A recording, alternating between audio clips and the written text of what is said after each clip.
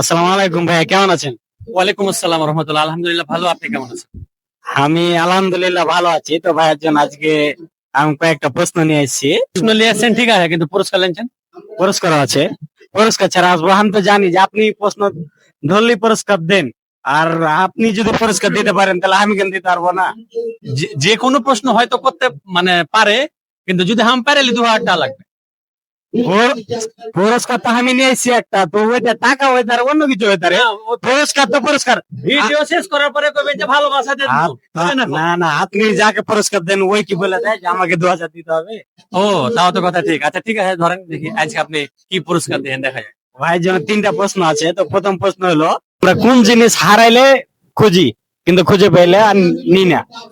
হারা কোন জিনিস হারাইলে ফের ঢুড়ি, হ্যাঁ, আর ঢুড়ে পেলে ফের লিনে। না। এটা ফের কি জিনিস জানেন না? ধা ধরবে না আমাকে, হাম মনে হচ্ছে চাপাইগিরির মনে শব্দ ধরবে। তো কোন জিনিস হারাইলে খুঁজি কিন্তু খুঁজে পাইলে আর মানে লি না আর কি। বহু বহু।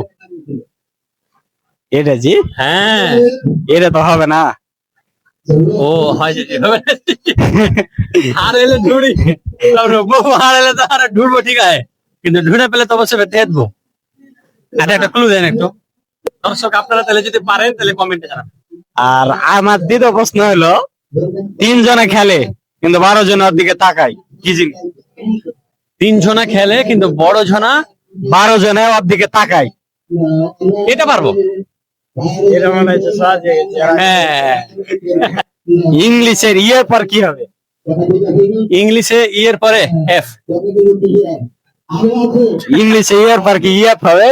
দেখেন, আপনি যদি মানে এমনিতেই চিন্তা করতে চাহেন যে ই এর পরে কি, তাহলে ই এর পরে এফ। আর ইংলিশের ক্ষেত্রে যদি করেন যে বানান, তাহলে ই এন জি, তাহলে ই এর পরে এন হবে।